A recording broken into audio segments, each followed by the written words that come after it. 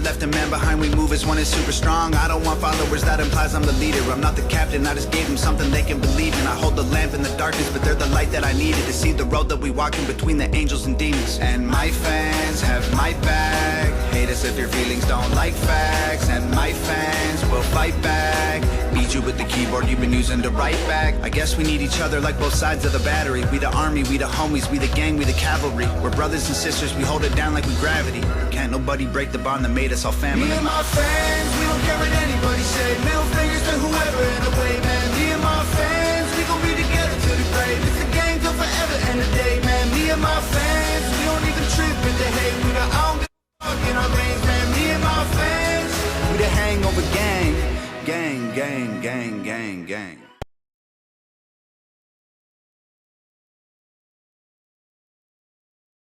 Oklahoma weather can dish out some of the worst punishment in the world. Hi everyone, I'm meteorologist Tuttle. But now you can fight back by installing Class 4 impact-resistant shingles from Ferguson Roof Systems. These shingles can withstand large hail, heavy rain, and hurricane-force winds, all while keeping your home safe and dry. And the best part? This upgrade is completely free for many homeowners. So call today to start reaping the benefits these Class 4 shingles bring, including a discount on home insurance. Only at FergusonRoofSystems.com.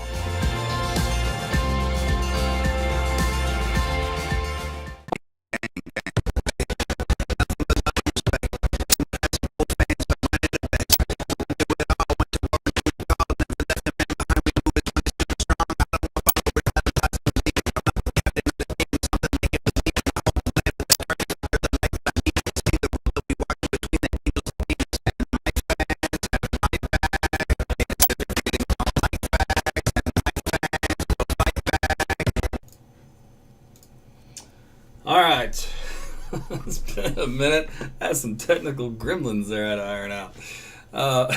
So I was like, is this leak they say we're going to work? Man. So welcome on YouTube. That was working fine off the bat. Facebook scared me a little bit. It was a little slow to tell me it was up and running. The Facebook group page, for whatever reason, it didn't want to work, so I got to figure that out. But that's happened before. So anyway, welcome. Meteorologist Tuttle with you. It is a few minutes after 9.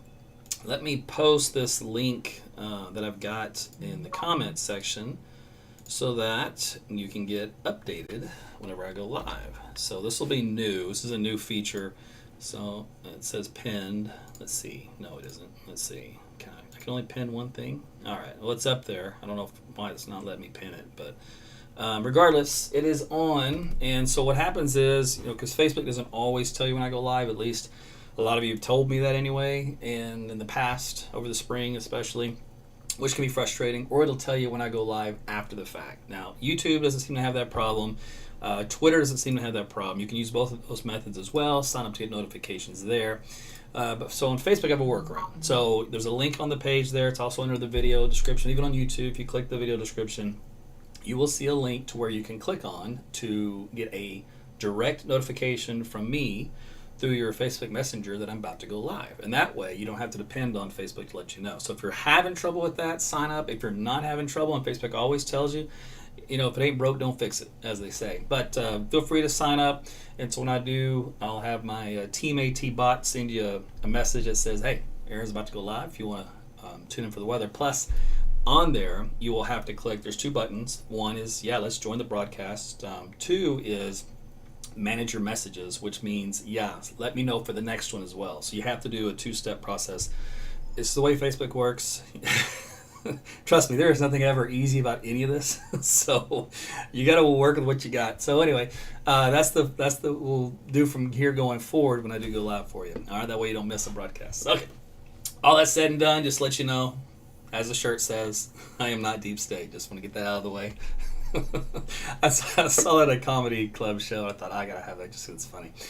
All right, let's move on to the weather, shall we? I know that's what you're here for. And in the summertime, it gets really quiet around here. As you know, I usually take a little bit of time off, so you don't hear from me a lot, especially during late July and August, because there's usually not much to talk about. It's usually just bone dry and hot, grass dies, all that kind of stuff, right? This year has been a little bit different. We've had some occasional Showers and storms kind of keep things going, a little cooler, grass a little greener, so that's great. So summer hasn't been all that bad. We still have yet to hit 100 degrees here in Oklahoma City. Even today was the hottest day. I think we topped that around 97 or so. But again, that's not 100, and I'll take it. That's a 3-degree difference. So will we still see 100 though? Depends on the tropics. And you're going, what? Yeah, I know, it's crazy, huh? Okay, so let's get on with it. First off, nice view out there. We just lost the sun, so we just missed a nice sunset. It was clear skies. Temperatures are cooling down. Here's my Tempest weather station. We're at 90 degrees. That's disgusting. I'm sorry, but at 9 o'clock at night, no one should ever be 90 degrees. But we are. And you may have seen a post on my wall for the Tempest weather station if you'd like to get one. That's what it looks like. The picture on the left, and there's a promo code there on the right. If you scan that little QR code with your phone, say if you're watching on a computer right now, or you can go back and play this video and scan it then and get you a discount if you'd like to pick one up.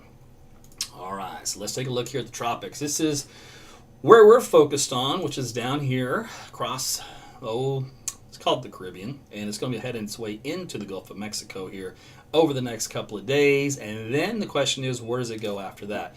Will it affect Oklahoma or surrounding states? Well, you need temperatures to be quite warm in the water layer for this storm to get some steam going. And temperature values this is in the Celsius, so this is in the upper 20s to around 30 as it starts to kind of gestate, get going.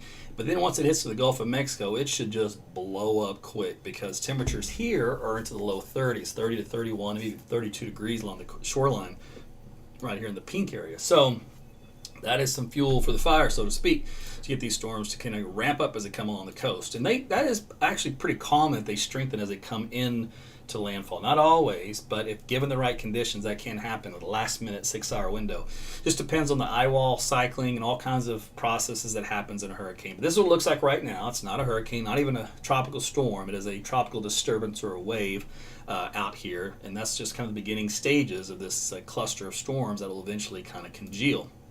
So what happens here in the upper levels of the atmosphere? Let's take a look. We're just going to show you the European model, kind of give you an idea. So you have to look at where the ridges of high pressure are aloft. Well, right now we've got one right on top of us. If you read my blog on Sunday, I told you how that would happen. It would crank up the heat for us. The middle of the week would be the hottest, and then we'll start to cool down. So we've got a ridge on top of us. We've got a ridge out here to the east, and then we do have what'll come into play here. We'll call it an L for low pressure, but that'll be the indication of where the storm will be. And you have to watch how these play, because what'll happen is you can get a weakness between the two, which will pull the low into it. So it all depends on where the weakness in the double ridge is, and that's what's going to be the vacuum or the lull in the atmosphere as far as any movement goes, and that's what's going to allow this little trough to come up north. So let's take a look and see how this goes. We'll put this in an animation for you. So I'm going to put this forward. By the way, the colors on the map, this is the jet stream map, indicates where you have lift in the atmosphere, enough to produce either some clouds or at least a little bit of light rain. There's a little bit here in Oklahoma, but it's not enough to associate to do anything with us. We're missing some other key ingredients. But as we head into Saturday afternoon, I'll stop it here. So this is, again, late Saturday afternoon. That ridge has moved onshore on the east coast, and our ridge has retrograded to the west. All right, and then this little trough up here to the north is kicking through across the northern plains. All right, now what that happens is that'll help to split this ridge, so that'll create the weakness in the flow, and this guy right here is going to see this and start to come right up toward it. So it all depends on timing. All right, so we're going to go forward in time to Sunday afternoon. All right, here's Sunday afternoon, ridge out here to the east, ridge over the four corners. And then would you look at this big weakness field right in here? All right, so it's going to go, hey, I want to go into this. And it likes the kind of the median. It likes to go in the middle, doesn't like extremes. So it depends on the current, on the steering currents, and the strength of the wind field that kind of rotates around this high, even maybe sometimes a little bit around this one. But it's going to help kind of put the squeeze play on it. We're going to see where this goes. By the way, look at Cabo. I mean, this is going to be an active period for storms along this part of the world over the next month. So get used to hearing some more storm talk over time. So here's a look at Monday mornings. Again, this is just European, but look, it's got it making landfall here across western coastline of Louisiana. And you can see where the ridge ended up being here, the ridge ended up being here, and it kind of just split the difference and came on in between them, hitting the coastline here by Monday. Now, what happens at this point? Does it bring Oklahoma some rainfall? As we head into Tuesday morning, into Tuesday afternoon, into Wednesday, guess where it's going? Right over Arkansas, Louisiana and Arkansas. So a lot of rainfall for those folks. Ton of rain, all right? Flash flooding type rain. Now, by Wednesday afternoon, what do you see? All right, we're going to stop it here. Ridge down, shifting to the south. And the one that was out to our west is now shifting back east. I don't want to see that. So this is how the tropics can influence Oklahoma's weather in a negative aspect, because it's, as this lifts out, this little storm moves away, the void behind it to fill is that stupid upper dome of high pressure we talk about, the heat dome. All right, so let's see what happens on Thursday. Oh, there it is, a 591 ridge. Guess where that's anchored? Right here across Oklahoma. Now also, when a storm leaves, there's sinking air behind it overall in general. So we kind of have double barrel of sinking air. So could we see 100 degrees by next, say, Thursday or Friday? If this pattern plays out, it'll crank up the heat in Oklahoma, so I wouldn't be surprised. All right, and that ridge kind of meanders across our area, and that little storm doesn't really move anywhere because it's kind of stuck in a rut. So it will cause a lot of flooding across southeast. And that ridge is kind of anchored still close by, so we'll keep the heat going, but we should get a little bit of breaks there later in the period. This is by the time we head into the 4th of September. All right, there's a big trough up here across the northern part of the country. Again, these troughs, not only do they kind of change the upper weather pattern, but what they end up doing is bringing in a cold front and cooler air behind it. So we should cool down at some point here, maybe around the 5th or 6th of September with a cold front. That should change our weather a little bit, maybe get some rain. But that's way off into the distance. Want to kind of even update what the big picture looks like. Now, when you take the European model, let's look at some ensemble tracks of where the hurricane may end up going. So the European model, this is new from this afternoon.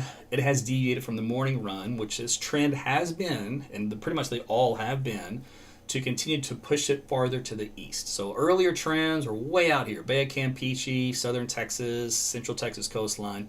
Now a lot of the clustering is starting to be along that split between Louisiana and Texas, say around the Beaumont area. Does not mean it's going to happen. That's just right now where the new clustering is. Here's another track of ensemble runs of different models. We'll look at this one first, the GPS, and that again has that favored area of southwestern Louisiana, but there are some other members that kind of go to and fro, and these will tighten up with time. Right now it's a little loose. Here's another one here, the GEFS. Same idea, same kind of pattern. You do have some crazy outliers way out west or way out east. What are the odds that can happen? Pretty low, but at this point in the game, you have to keep in mind, it is not a storm yet. It is just a cluster of loose cells trying to form an actual hurricane. So the models have to infer a lot of things that aren't there to get the position. So what they're going to depend upon is just the overall jet stream pattern to kind of guide this thing, which is what we've already discussed. All right, here's a look at the several different models from short-term to high-res to global and hurricanes, and they kind of favor more of an eastern track here into central Louisiana. So you can see the trend here on a lot of these is kind of keep shoving it more to the east. Now, guidance, this is interesting. So the hurricane model guidance does have this going up to about a category 2 to category 3 hurricane, which is pretty significant as it makes its way to landfall, and of course then completely comes down pretty quick once it does hit land. So it does have it ramping up, especially in the last 24 hours of its life cycle here as it gets in that really warm water. Now this is a specific hurricane model designed to do what it does best. Right now it is indicating the storm could have winds up close to 120 knots. And it has a landfall here in the southwestern to south central Louisiana area as we head into Sunday evening. So a little faster. The global model for the European was a little slower. It's on a Monday evening. This one's about 24 hours earlier. That's a big difference. But remember, the storm hasn't formed yet. Each of these models will have their strengths and weaknesses as far as what they think is going to happen at this stage in the game. But just let you know, if you do get those wind speeds up around 112 to maybe 120 knots, you're teetering back and forth between a category 3 and 4 hurricane, which would obviously be quite significant. So to kind of pick a control run, in other words, you look at all the ensemble runs, which is you nudge a model one way and you nudge another one and you kind of see where they go given slightly different conditions. In all of those, you pick a control run, which is the one you go with. In other words, historically, with research, this is usually the best perturbation to pick. So we call it a control run. That's how we base most of our forecasts off of. But you can see here for this one, for the hurricane situation, European seems to like late Monday, and again in southwest Louisiana. If you look at the Canadian model, which isn't exactly a go-to for hurricanes, just to let you know, but I'm throwing it on there since the data's there. It has the idea southwest Louisiana, probably near the Beaumont area, and then the American model, the GFS, it's a little later. It has it coming in on probably Monday night, Tuesday morning, and if I go one more frame forward, it should have it. Yeah, southwest Louisiana there. So you can kind of see the consensus right now in global models is southwest Louisiana. The consensus on all the other hurricane models and some of the other ones are going more central coast Louisiana. Does not mean that's going to happen. That's just what right now is showing up in the data. We got a long ways to go, and we can watch it day to day. But meanwhile, here in Oklahoma City, as a result of this pattern, we're going to cool down a little bit thanks to that ridge getting out of here temporarily. So again, our high today was in the upper 90s, and tomorrow mid 90s to upper 90s again, but not as hot, shave a degree or two.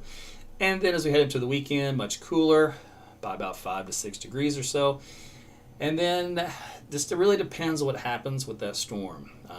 If it had come west more into, say, the central Texas coastline, it would have moved due north up I-35 corridor, right smack dab in Oklahoma, and given us a ton of rain and much colder weather. But because it's going to move in Arkansas, at least, based off the European and the way things are looking around some of the other models, it may clip the eastern third of the state right now. So big difference maybe in Tulsa's weather versus Oklahoma City's weather when it comes to rainfall. Temperatures probably a few degrees difference as well. But we shall see what happens here in the extended. This September 4th and 5th, if it's saying 88, 89, could end up being 101, 102. All right, so this right here, don't put all your eggs in this basket, because I'm a little leery. If things plan out upper level wise as that model indicated, then we're going to get a lot warmer for at least a couple of days before the ridge then backs off. So we'll see what happens. So it all depends on where the exact path of that hurricane goes as we head into Monday and Tuesday of next week as to how these extended temperatures will look. So there's going to be a little play there in the data. All right, that is the latest on what will be probably a hurricane here after we get through about 48 hours down there. And we'll have to keep an eye on it, see what it does along the coastline, see who it's going to affect, and see what the final effect will be on our weather. You will be seeing a lot of maps being shown on social media with a lot of doomsday, prognosis at various locations, and there might see some maps that jump up to a Cat 4 or 5 even. It's way early in the game for all of that, but you're going to see it because the models will produce whatever the models produce, whether they're right or wrong, and people will share it because that's what happens. So I want to do a video tonight just to show you there's a wide range of outcomes and locations currently, because it's still early, believe it or not. Even though we have a good idea of the path, we have a good idea of the outcome, the devil's in the details, and those usually aren't coming clean until hurricane forecasting in general terms is about 3 days out is when you got the really good idea on the landfall within 50 miles or 100 miles at most for error cone. It's usually about 3 days to 2 days is when that happens. That's kind of like the sweet spot for hurricane forecasting. Beyond that, you get at least a general idea that you want to prepare, and there's a storm coming, and everybody talks about it and watches it, and freaks out if they're on the coast, and everybody checks on their friends and family otherwise. So that's kind of how that whole process goes. All right. Who's somebody calling for Larry? You are hilarious. So anyway, again, if you missed it earlier, you want to get notified when I do go live, make sure you click that link I posted in the comments section or even on the description of this video, and that'll get you set up. When you do, make sure you hit the manage messages. We'll end up going live like right now. So in other words, if you clicked on that earlier and you're watching this broadcast because of it, go back in that direct message from me, and there'll be a secondary tab. You have to click that manage, and it'll say, yep, I want to be notified on the next broadcast. And then you just keep the cycle going like that, repetitive. So it's a little extra step for both of us to do, but at least get the job done, right? And I've been looking for a workaround for Facebook being dumb this whole time, so hey, figured it out. All right, well, that is probably going to be it for me. Let me check a couple of comments here. You guys up there on YouTube are quite active. I see you.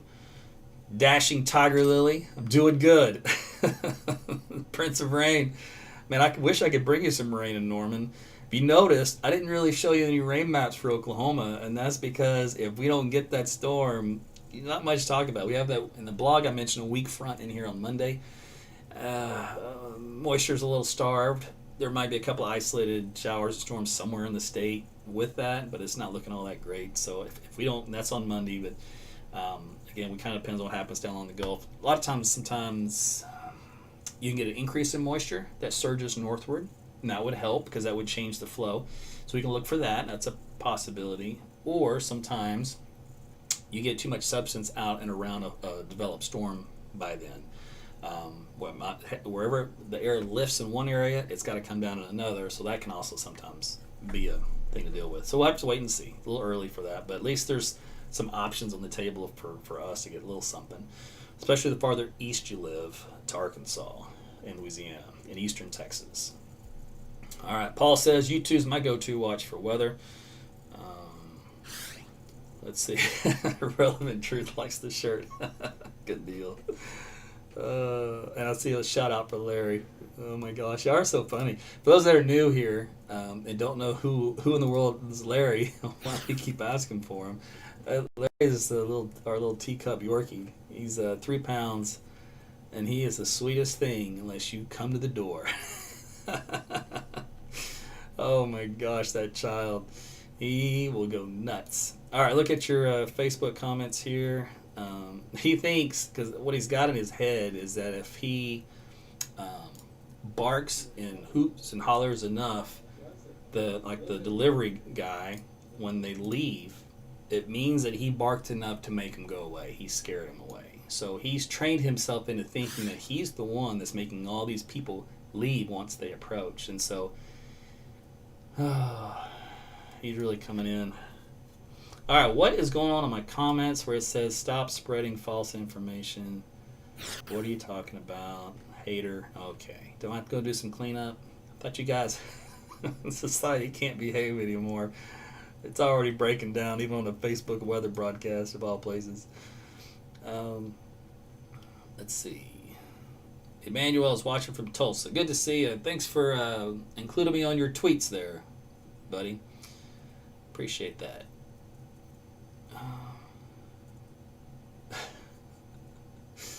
You are funny. Let's see, anything else. All right. So that's it. Just wanted to touch base with you guys. I know it's been a minute, so I want to make sure to let you guys know I'm still alive, still here. And we're still doing weather now that we got a little bit more action to talk about. I will give you a little secret on summer storm forecasting. Believe it or not, and this is behind the scenes knowledge, just so you know, in the weather world, we do very well, the science and the research, very well at synoptic driven events, meaning jet stream oriented. In other words, kind of more brute forcing. And sometimes given spring setups, even some subtle forcing events, we do pretty good at that. Some models do fairly well. There's going to be a few bumps, but otherwise, overall, pretty decent. However, in the summertime, it is a free-for-all. All right, still to this day, meaning any little subtle, tiny boundary can help initiate a Q-fill, which then grows to become a thunderstorm. There's usually little to no shear, so there's really not even any direction for them to go. They will often sometimes just sit there, park, and rain themselves out, and then collapse and die out rather quick. And sometimes they'll just keep going. New cells will keep going up and up and up, and eventually it's enough, and then it dies out. The difference between those two outcomes is 1/4 inch of rain versus 5 inches of rain. And that's how you get the flash flooding real quick, unexpected, from a storm that doesn't move, that the models never even said was even going to form there, because the models can't see these little minute, minuscule boundaries. So it's kind of a basic, just general overall instability. So in the summertime, in some of these patterns where there's really no forcing anywhere, it's really there's no rhyme or reason. It's just a free for all. So when you get a forecast that just says isolated storms today, anywhere is fair game, or maybe mostly clustered in northern Oklahoma, and then all of a sudden 3 hours later now you got storms popping up in southern Oklahoma. That's just how it goes, because the models can't decipher very well and they cannot see that. You as a meteorologist, you're trying to give really specific information. Can't happen. That's why I get more broad brushed, generic sounding in the summertime, because I know the limitations of what we can and cannot do, and it's just the way it goes. For example, you may have seen on the news the Tennessee flooding, where they got record breaking, what was it, like 17 inches of rain or something like that. Not forecasted well at all. And the nowcast, which means an hour between right this second to about 3 hours from now, did not catch it either. So it's one of those deals where it was a storm cluster that just did not stop developing on top of itself, and then eventually rained itself out when it was all said and done. It just finally had enough. Those are impossible to forecast at this point in time in our science, which stinks, because they affect negatively quite a few people with damage and lives. But that's just a small example of how sometimes that can happen. The derecho and the northern plains, that was a little better forecasted, but not great either.